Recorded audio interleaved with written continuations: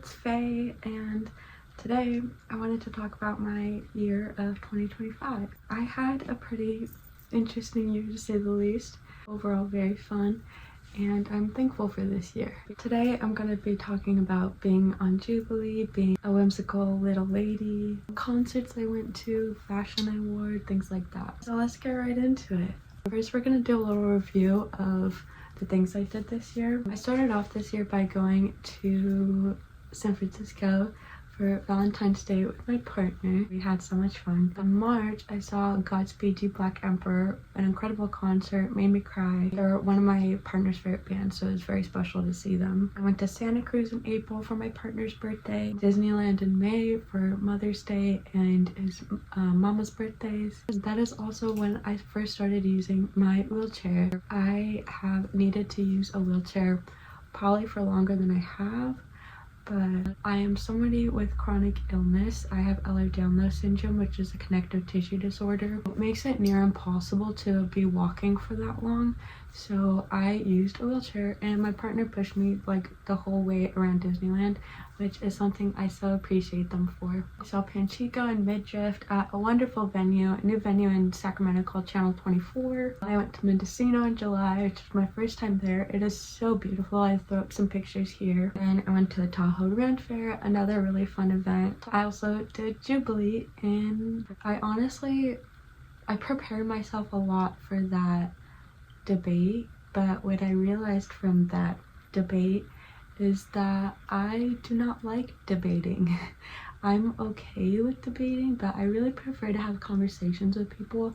I think debating just welcomes insults and really unproductive commentary. So Patrick but David would ever want to redo our conversation and have it be conversation, not debate, I'd be more than happy to. I thought I liked to debate, but like I said, I really just like throwing around ideas and not really trying to fight them. I do like the concept of debating, but then I do it and I'm like, everyone's just mad at each other now. It's not very fun. And I did not do my best performance as a communicator, but that's okay because I have my whole life to make it up for it.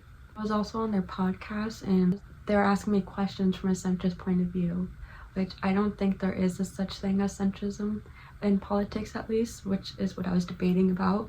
I was debating capitalism versus anti-capitalism, and of course I was anti-capitalist, if you couldn't tell. I went into this not knowing who Patrick but David is, but Patrick but David offered me a specialist, which I'm like, good luck finding them because I'm looking for one too, and I can find them, I just can't afford to travel to them like every couple weeks. So I think that's something that kind of got lost in translation, is that I do have a medical care team with my mental health. I'm very stable mentally now. I'm a lot different than I was in the 2020 election. That was 5 years ago. I am at a stable place now, much more safer place than I was before. I am happy. I love my life, and I couldn't say that 5 years ago. I volunteered myself to go to the mental hospital because I felt like, and part of that was because of me not being able to develop as an adult, as a disabled person, a mentally ill person who didn't even know I was disabled. I guess the point I wanted to get across on that debate is that I have been able to grow in spite of capitalism, and I have been able to love my life with the help of anti-capitalistic thinking. Not putting as much pressure on myself to be the grandest person ever who has an insane amount of money, not one thing at a time. Living mindfully has really helped me in my development, and I think living mindfully is something that capitalists do not want you to do. They don't want you to look around and start realizing things, because then you're going to realize you don't like capitalism. When you look at Jubilee, I notice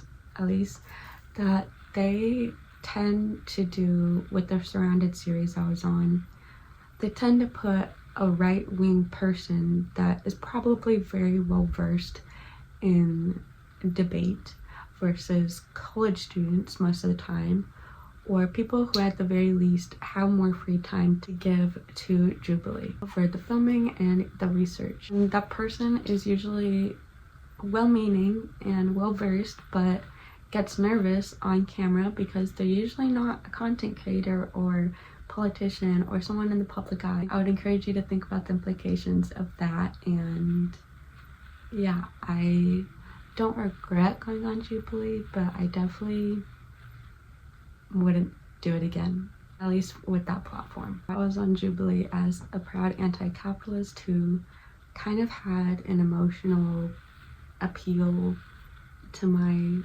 communicative abilities, but I kind of forgot most people can't relate to being chronically ill. I wish I had focused more on the lack of accessibility the average day person has to healthcare in general. Anyways, I filmed for that this year. I think it came out in like September. That was also around the same time I started school. I started school when I was 22, and that is because, like I said, I was mentally unstable for years until recently, when I've kind of been able to be more open with myself and be more honest with myself and what I want to do. So my major is journalism, and I'm really excited to get into it more. I've taken one class so far, but I'm taking 2 next semester, which I'm insanely excited for. But then in October, I went to a freaking aftershock, which was an incredible experience. I saw Deftones, I saw Korn, I saw Kitty, I saw a lot of insane bands that happen to be some of my favorites. And then I got my Lord of the Rings book autographed by Sean Astin, which was an insane experience. I love Lord of the Rings, if you didn't know. I also love 80s movies, but anyways, he was in Goonies and played Sam in Lord of the Rings, which I think is one of the best written characters of all time, and he portrayed it damn near perfectly, if not perfectly. But yeah, so props to Sean Astin. Do you have anything to say about Sean Astin? Baby. She said, no, I'm sleeping, leave me alone. In November, I went to Illinois to visit my partner's family, which was really fun, and I'm really grateful for that experience too. The flight was not amazing. It was okay until we landed, and then I got sick. Literally went through a 3.5-hour flight without getting sick until the last 2 minutes.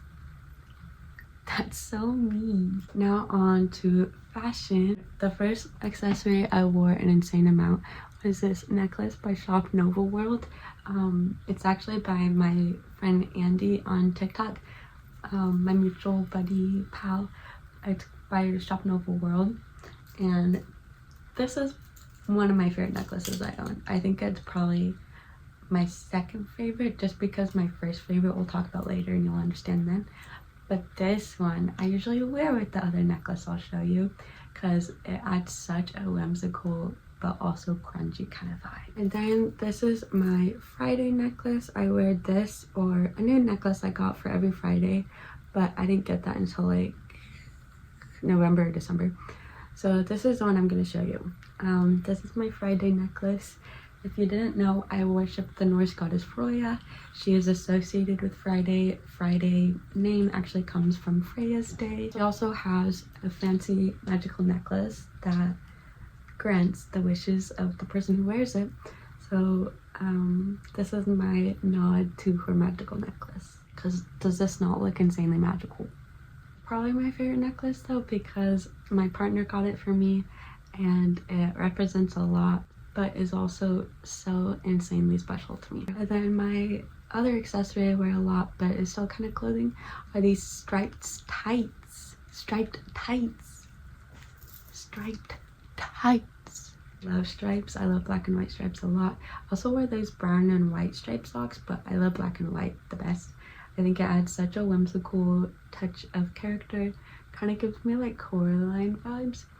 And it's really cute. And I think pattern mix, if you want to get into pattern mixing, I would recommend doing black and white tights with literally any pattern, maybe floral or camo, but those are just some suggestions. I also wore these really cool cross pants.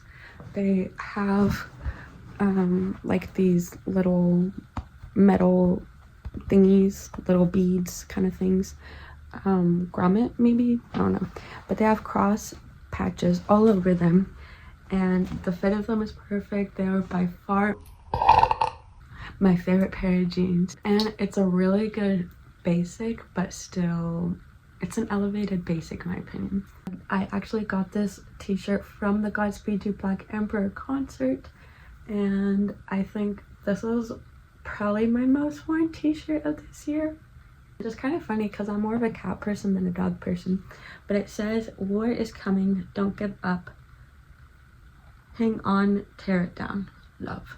This is a really easy shirt to style. I think it also goes with the black and white tights really well.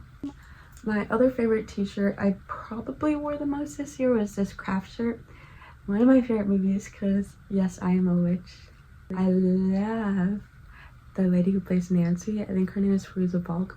I actually have an autograph of her because I met her at Sinister Creature Con one time. But I love this shirt.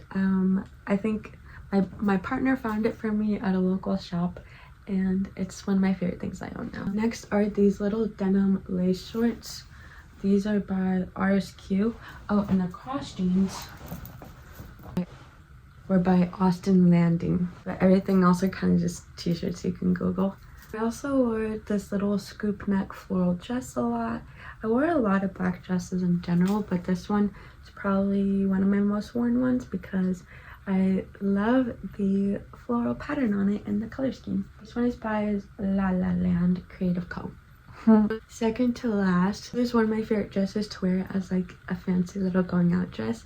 I wore this in San Francisco, and it is one of the prettiest things I own. It has like little peasant kind of sleeves and buttons at the wrist. It's by Zara. Can you believe that? I did thrift it though, of course. It has this lace trim at the bottom. So cute, so pretty, very medieval-esque. And this is actually a hoodie that I stole from my partner, which is kind of funny because I literally gave it to them. But I love cats and I love cockatoo twins. So this was one of the most perfect things ever for both of us. But of course I had to give it to my partner. But I still wear it all the time. It's a hoodie. It's a really nice hoodie that I wear probably more than my partner does. Sorry, baby. And throughout my 2025 year, I listened to a lot of songs. I think I listened to like 25,000 minutes of music. But these were my top 10. Maine by Deftones. Insane song. And I saw them live. So freaking cool. Luna by Smashing Pumpkins, because unfortunately my partner's cat passed away and her name was Luna. She passed away on Halloween, which is really hard for both of us, but to me, at the very least, she had a little bit easier way getting to the other side with the veil being so thin on that day. And then Closet by Fleshwater, and then Teenager by Deftones. Definitely one of my, like, you know how you kind of have your songs that you just press first on the playlist? That's my first press on the playlist. And then You Love Me by Kim Kardashian. This song kind of went viral on TikTok, which makes me really happy for them. They're one of my favorite artists, and I don't want to talk about it, but they came to my town, or near my town, when I was gone for Illinois. I don't want to talk about it, but I love Kimya. They are one of the best songwriters I think ever. And Symbol by Adrian Lanker. Adrian Lanker is also one of the best songwriters of all time.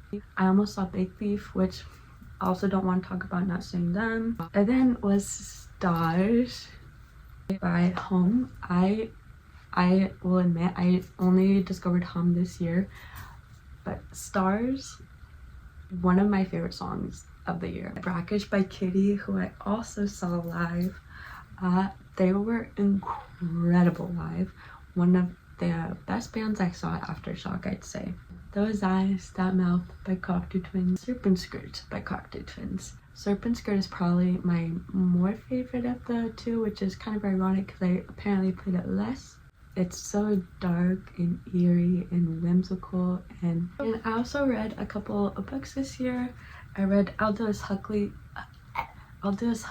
Stories of Perception, which is about, I don't want to talk about it because YouTube guidelines, but it's a great book and it inspired Jim Morrison's title for the band The Doors. So I feel like I had to read it. It's also been credited by a lot of classic rock artists in general, and you'll probably understand why once you read the description of it.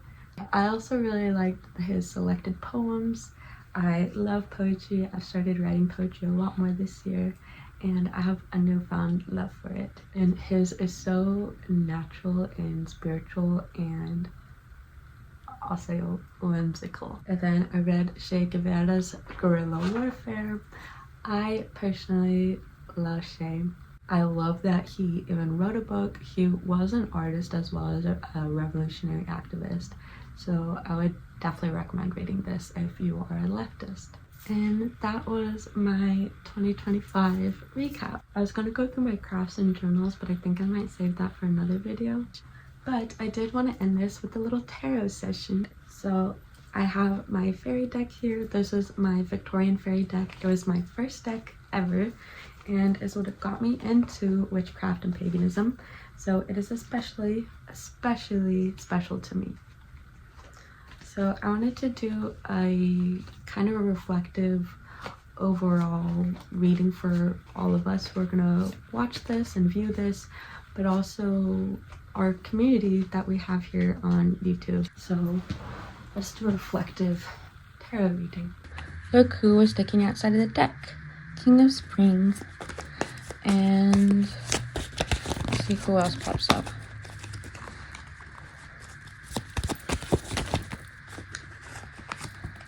Eight of Autumn and the Hanging Fairy. Eight of Autumn is kind of the overall mastery of, I think the Eight of Autumn is important here to reflect on what we have been able to master over this year, whether it's boundary setting to a new painting you're proud of or a new skill at all.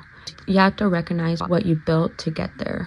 The King of Spring is mainly about a lively, masculine, popular, charismatic figure. So I guess overall this year we all kind of got into a little bit more of a power that is inspired by creativity and life in general. The Hanging Fairy reminds me of feeling lost this year, but feeling lost and scared through especially the political climate. But at the very least, we have our hobbies and our lust for life to keep us stable. And that is my 2025 and a reflection. Thank you so much for watching, and bye!